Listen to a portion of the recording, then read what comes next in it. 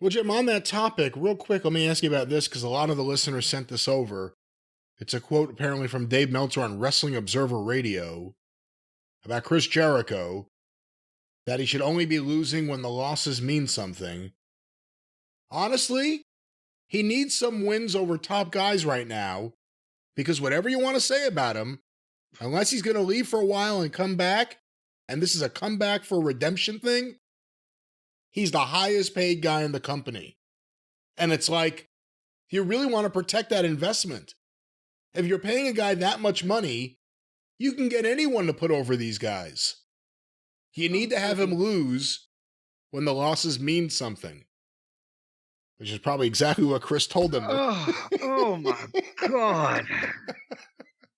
Where do you even start with this? We knew that he was, I guess it's news to a lot of people that he's the highest paid guy in the company. We have long been aware of that. Well, no, that's why the Buckaroos had to say they were the highest paid tag team of all time, because individually they don't get what Heat Sapper over there gets.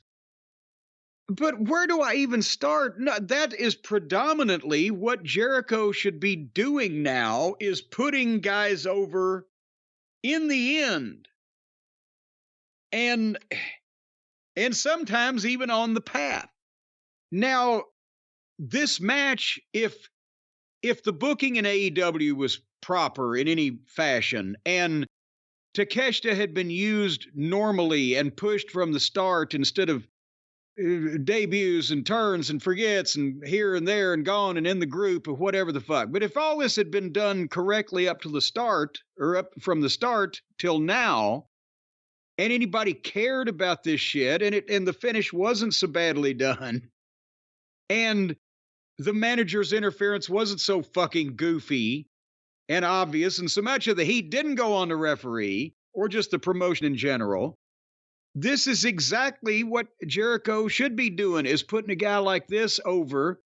The only caveat being, as I mentioned, besides that, having a match with Jericho doesn't really do Takeshita a lot of good right now because he has to slow down so much for him. But to beat him, okay, if everything else that I said was applicable, instead of this was just another throwaway TV match, because none of those things that I mentioned that you need also applies. But for Dave to... What they should be doing right now with Jericho, honestly, I know he's got a 10-year contract, but my God, he looks like this now. What do you think in 2 or 3 years? Tony should be concentrating on Jericho getting in a coherent personal issue with one guy and taking about 3 months. And if you want to give him one to get him back over, okay, but is Chris Jericho about as over now as he's ever going to get? He's still mostly trading on past honors and reputation and his name.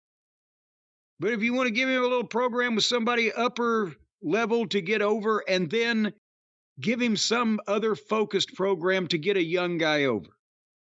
And then maybe do it again where you give him somebody to get a little win back in the end, and then get some other guy over. And there you've got a fucking year and a half down the road. But you can't let him book it, because then he'll just do what he always does and take care of himself. Because he's a fucking glory hog and a goddamn heat sapper. But if you're paying him more than you're paying everybody else, you should be telling him what to fucking do. But that's also another thing. It's not happening in this company. So,